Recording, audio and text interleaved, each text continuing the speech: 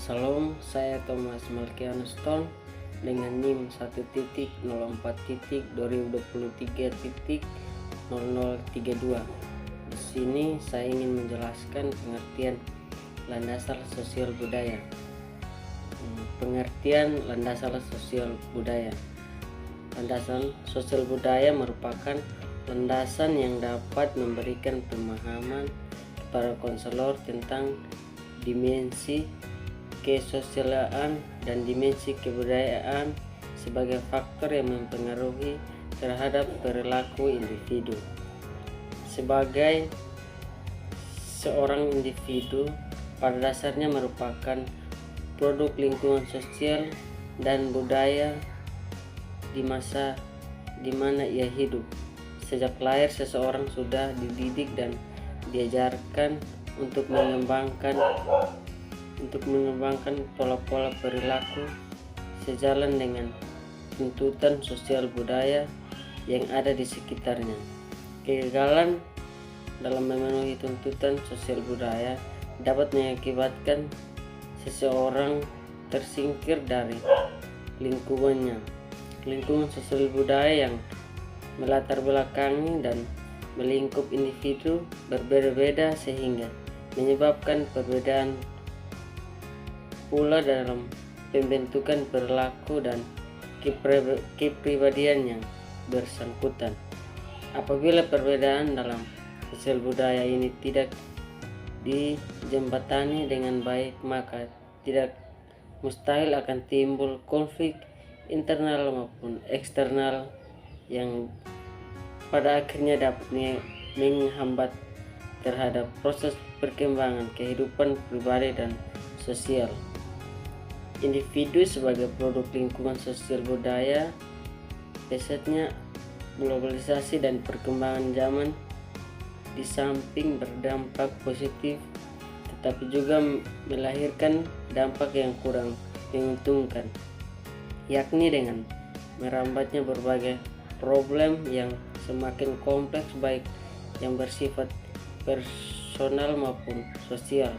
Kondisi ini ternyata sangat konduktif bagi perkembangannya masalah-masalah pribadi dan masalah sosial yang terekspresif dalam sesuatu psikologi yang kurang nyaman seperti perasaan cemas, stres, dan perasaan terasing serta terjadinya penyimpangan masalah yang dihadapi.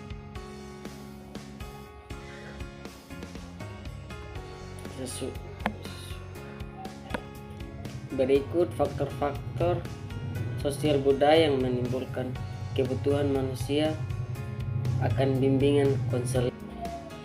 Yang pertama, perubahan konstelasi keluarga, seperti ketidakberfungsinya keluarga yang melahirkan dampak negatif bagi perkembangan moralitas anak. Perubahan pola kerja keluarga, renggangnya hubungan orang tua dengan anak, kurangnya perhatian dan kesempatan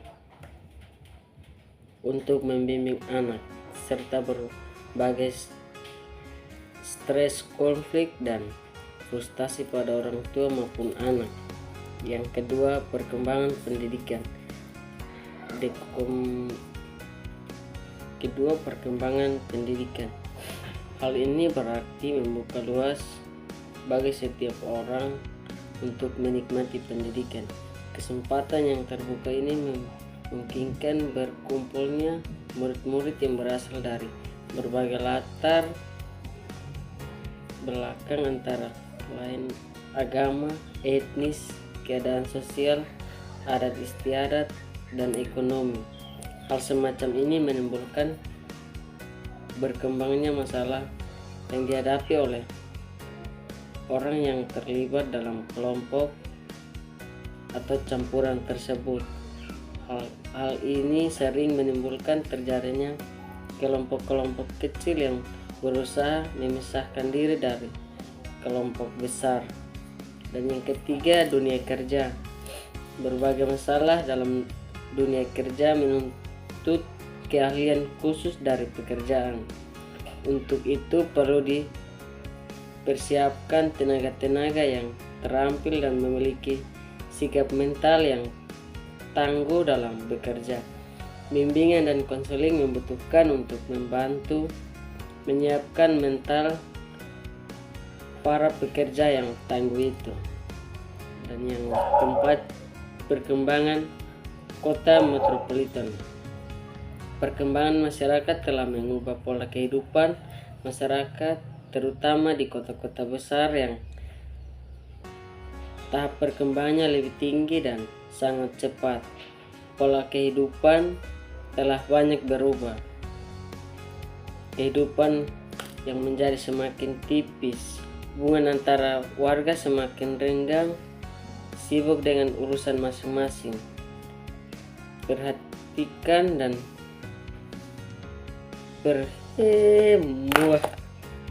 baik, kita masuk ke dalam permasalahan-permasalahan yang terjadi dalam landasan sosial budaya. Dalam proses konseling akan terjadi komunikasi interpersonal dalam konselor dengan klien, yang mungkin antar konselor dan klien memiliki latar sosial dan budaya yang berbeda-beda. Di sini satu ahli yang mungkin ingin saya jelaskan yaitu Pedersen, yang mengemukakan 5 macam sumber hambatan yang mungkin timbul dalam komunikasi sosial dan penyesuaian diri antar budaya, yaitu yang pertama, perbedaan bahasa. Dalam perbedaan bahasa ini dapat menimbulkan permasalahan yang terjadi dalam bimbingan konseling, yaitu penguasaan bahasa asing yang dipakai konselor atau guru pembimbing dalam proses konseling dengan latar budaya yang berbeda akan menyebabkan komunikasi dapat berhenti sama sekali atau tersendak-sendak, yang mengakibatkan terjadinya kekurangan pengertian dan menimbulkan kesalahpahaman. Yang kedua, komunikasi non-verbal. Dalam menggunakan bahasa non-verbal pun sering kali memiliki makna yang berbeda-beda dan bahkan mungkin bertolak belakang, dan pesan-pesan yang disampaikan melalui isyarat, tanda-tanda atau bahasa non-verbal lainnya tidak banyak menolong.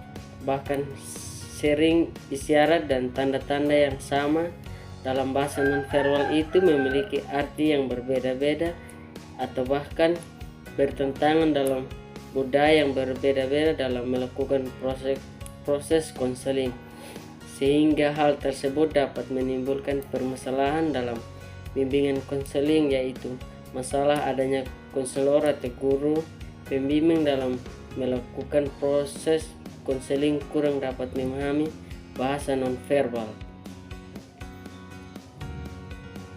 Yang ketiga,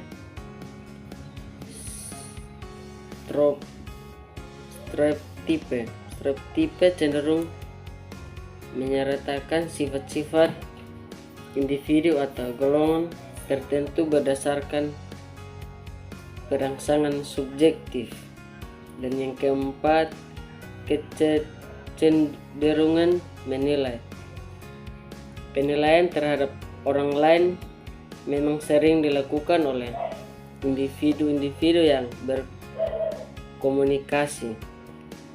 Kecenderungan menilai ini baik yang menghasilkan penilaian positif maupun negatif, seringkali didasarkan pada standar objek dan sering pula merangsang timbulnya reaksi-reaksi yang baik positif maupun negatif. Dan yang kelima, kecemasan. Sumber hambatan komunikasi dan penyesuaian yang lain ialah kecemasan yang ada pada pihak-pihak yang berinteraksi dalam suasana antar budaya. Kecemasan muncul ketika seseorang individu memasuki lingkungan budaya lain yang unsur-unsurnya dirasakan asing Kecemasan yang berlebihan dalam kaitannya dengan suasana antar budaya dapat menunjuk yang menyebabkan tidak tahu sama sekali apa-apa, di mana dan kapan harus berbuat sesuatu. Pada saat proses konseling, kecemasan karena hambatan komunikasi dan penyesuaian dengan klien yang berbeda latar belakang budayanya. Hal ini menimbulkan permasalahan sehingga proses konseling dan akan berjalan kaku tanpa komunikasi yang lancar.